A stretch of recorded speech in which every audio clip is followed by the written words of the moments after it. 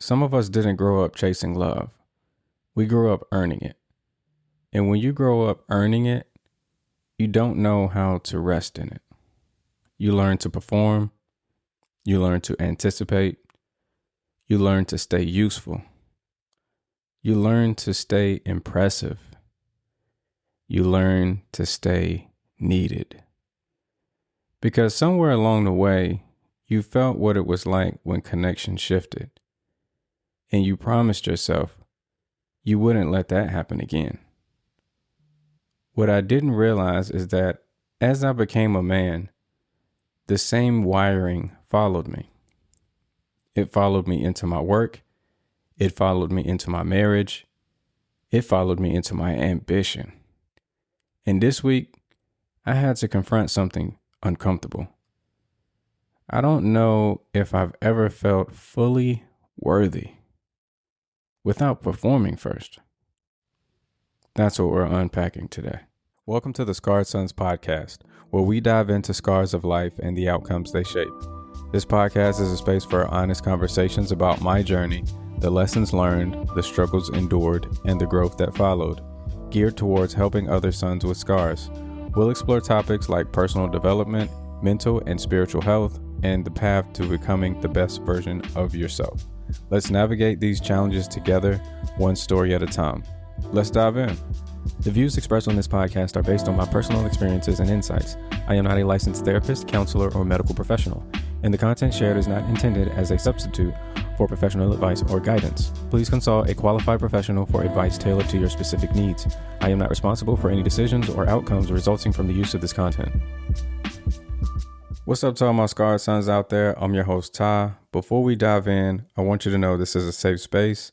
I'm not here as someone who has it all figured out, just a man willing to speak his truth. And if you carry scars, welcome home. This week, someone in a leading corporate position that I work for asked me a question. We were having a conversation. I actually had a question for him, so I called him. And in the midst of this conversation, he asked me, "Hey, how did you accomplish your 2025 sales achievement?" I quickly thought inwardly, like, you want to know that from me? Very confused and puzzled.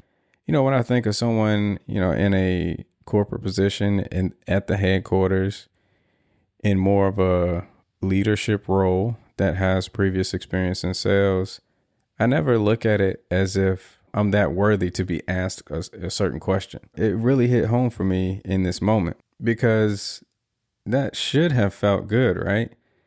This person asking me, how did I accomplish something? That should have given me a sense of pride, a sense of becoming, with the back-to-back recognition, the results, the momentum. But instead of pride, actually, I felt pressure. I felt pressure to maintain it. I felt pressure to outperform it. I felt pressure not to fall off. I just felt pressure not to lose the status that I have built. And that's when something clicked for me. You see, I didn't feel celebrated. I felt responsible. Responsible for keeping the scoreboard up. Because if the scoreboard drops, do I drop with it? That's not confidence. That's conditioning. But this didn't start at work. It started when I was young. I learned early that love felt safest when I performed well. I did laundry, I ironed, I cooked, I cleaned, I behaved to the best of my ability.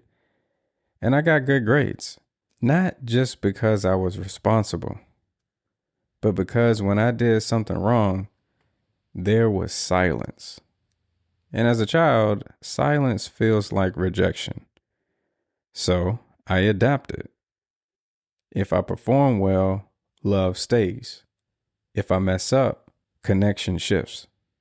Nobody explained that to me, but I felt it enough times that it became wiring. And wiring doesn't disappear just because you grow up. Now as a man, completely different arena, same wiring. At work, I fear losing status. At home, I fear losing connection. And in other areas, I fear being unseen.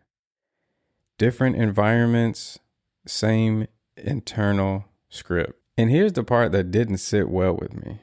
I realized I can overwork to maintain status, while the woman who feeds me, feeds my soul, feeds me intellectually, spiritually, physically, sits at home. And in my mind, I justify it. I have to do this, right? I can't miss. I can't relax. I can't lose position because I may put myself in a position where I can't provide or I can't grow to being able to providing more. But what I'm really saying is I can't afford to not be valuable. And that's survival talking, not ambition. I think this is a great space and spot for us to take a pause and dive into the mirror moment for this week. So let's stop here and pause for the mirror moment. The mirror moment is a segment where we look at the man in the mirror and reflect inwardly. No distractions, no blame, just honesty. I asked this question on Instagram recently. What's hardest for you to release right now? Half of you said you were afraid the outcome wouldn't work out. The other half said you don't trust the waiting. So let me ask you this. Are you working hard because you're driven or because you're afraid of losing love? If you stopped performing tomorrow, would you still believe you're enough? What if the pressure you feel isn't about success, but about staying accepted? And what if God isn't asking you to prove yourself? He's asking you to trust that you already carry value. Thank you for listening to this week's Mirror Moment. Let's get back to the episode. The hardest part of this realization wasn't my job. It was my wife. Seeing the moments where I chose status over presence, where I chose grinding over connection, where I chose proving over simply being there. And that didn't feel good because my wife has never asked me to exhaust myself to be loved. That was old wiring. That was survival. That was a younger version of me still trying to secure connection. But I'm not that boy anymore. I'm not standing here saying I've mastered this by no means. I'm practicing believing something new. I'm practicing believing my worth isn't quarterly. My love at home isn't conditional. God isn't grading me based on output. My discipline is real, but my value isn't attached to it. And that's uncomfortable territory because when you stop performing for approval, you have to sit with yourself and trust that you are enough. Right now, I'm not pretending I've mastered this. I'm just starting to notice it. And once you notice something, you can start changing. One thing I'm practicing is celebrating wins without immediately bracing for the next pressure. For a long time, when something went well, my mind immediately went to, okay, now how do I maintain this? But lately, I've been trying to pause and just say, that was good. You did that. Not because I'm arrogant, but because I'm learning to receive. Receiving has been a difficult thing for me.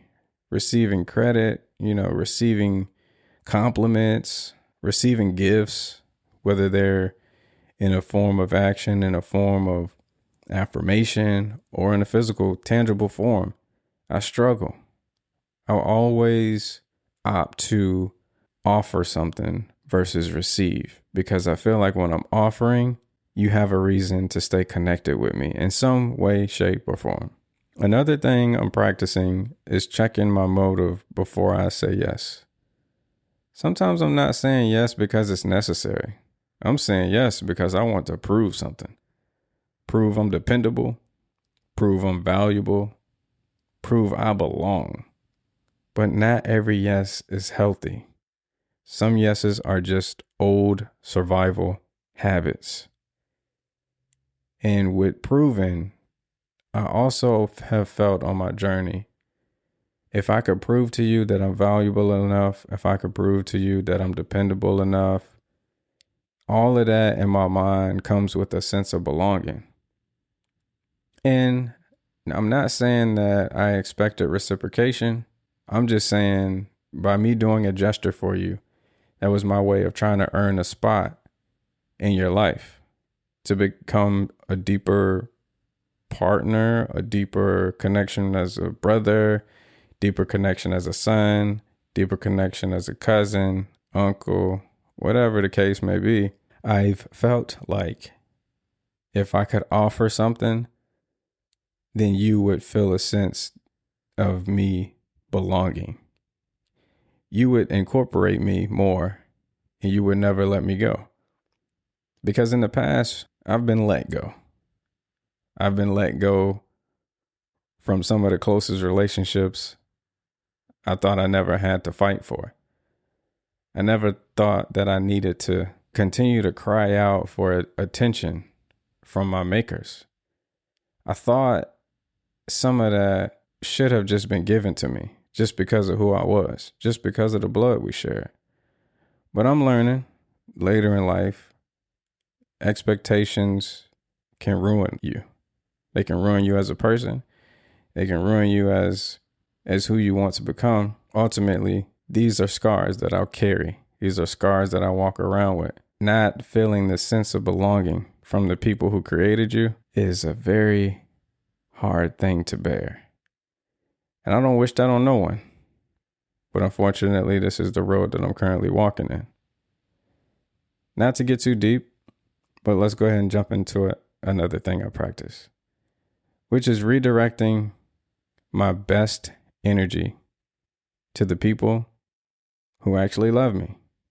They don't just say they love me. They say they love me with action. I'm a believer that love should not be conditional. Also, that love shouldn't be forced. It should be organic. It should be flowing. With everything I've been through, I have to start flowing that energy back to its source. This is not to say that it's about people who evaluated me, not the people who rank me, the people who love me for me. That's my wife. That's my brother.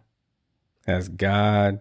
Because if I'm giving my best energy to status and my leftovers to love, something is completely out of order. I should never be running to something and prioritizing it over genuine love.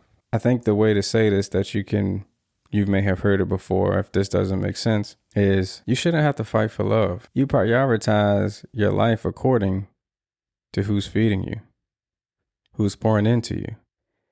Organically, you would want to give somebody something for giving you something. I don't mean it in a transactional way.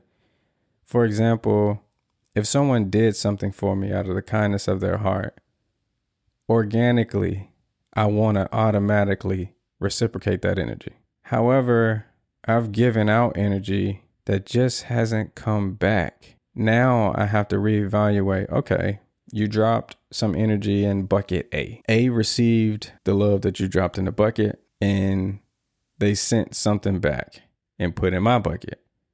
Well, I get the bucket B and I drop what I drop in bucket B. But bucket B takes it and never comes back. I mean, how would you feel? Would you rather the A bucket or the B bucket? I'm sure this is an easy answer, right? Probably don't even have to think about it. Probably already knew the answer before I even asked you the question. But if you have an opposing thought and you think bucket B, I'd love to have a conversation with you. DM me, please. Let's talk about it. I am intrigued to hear your thought behind that. And the last thing I'm practicing is separating discipline from identity. I can be disciplined. I can work hard. I can pursue excellence. But my worth isn't measured by output. My work reflects my discipline. It doesn't define my value. This practice right here has been the most challenging. And I'm sure it'll take me some time to get it up under my belt and to become comfortable with it, because discipline has been a part of my identity. I felt like if I was disciplined enough to people's opinions and thoughts and theologies, that I would genuinely just earn their love for a lifetime. Working for that love and fighting for that love and going and grinding and doing all these things to be seen to get that love back just hasn't come from some of the buckets that I expected. And you know, that's life. And unfortunately, these things do happen, but this is the exact set of things to do so that we can overcome. Because I'm in this with you. I'm going to do the best I can to put these things into practice, from separating discipline from identity, from redirecting my energy to the people who actually love me, checking my motives before I say yes, making sure it's not a motive to please, not a motive to create belonging, but a healthy motive. I've spent years performing just to stay connected. As a boy, I performed for love. As a man, I perform for status. But I'm learning something now. I don't have to earn love anymore. Not at home, not at work, not with God. And if you're a scarred son who learned to perform to stay accepted, hear me clearly. You don't have to overdo to be enough. You don't have to outwork to be worthy. And you don't have to perform to stay connected. You were valuable before the applause. You're going to be valuable when the applause goes silent. But you got to know that. I have to know that. We have to know that. And so when we get in these examples and scenarios, I hope and pray that it's enough to jog your mind, to provoke some thought.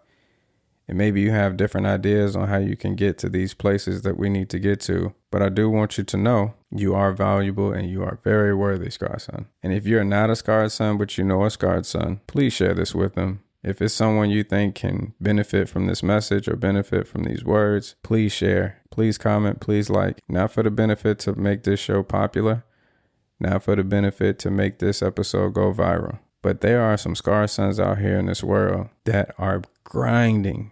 I'm talking like working their behinds off in this very moment that I'm speaking to you, because they're still trying to prove themselves to someone just to belong. I mean, we're not talking about for the paycheck. We're not talking about to keep the lights on. We're not talking about to go on a trip. I'm working, I'm grinding to do these things so I can buy something. We talking about earning status, keeping our status, working for love when love is all around us, when love is smacking us in our face. But understand, from a scarred son's point of view, if we have in our minds who we think that love is supposed to come from, kind of hard to see it, even when it's smacking us right in the face. If it's not coming from the person, the persons, the people who we would love it to come from, it's tough for us to see past anyone else trying to pour into us. I just ask that you be patient with a scarred son, whether you are around one or know one. And if you are a scarred son and this is resonating with you, be patient with yourself. Give yourself some grace. Understand, we've been doing this thing for a long time, brother. It's not going... There's nothing we can do to snap our fingers and make it go away and start living our lives differently. It's going to take some time. So be patient with yourself. Stay in the fight. Stay in the journey. Transition yourself a little bit and rewind this and go back to those 3 things we talked about and start integrating those into your life. I'll see you next Sunday at 8 a.m. Peace and love. Thank you for joining me on the Scarred Sons podcast. Remember, every scar tells a story, and every story has the power to inspire growth. If today's episode resonated with you, I'd love to hear your thoughts. Feel free to reach out and share your journey. Don't forget to stay up to date with the podcast by liking, commenting, and subscribing wherever you listen to podcasts. You can also follow us on Instagram at scarred.sons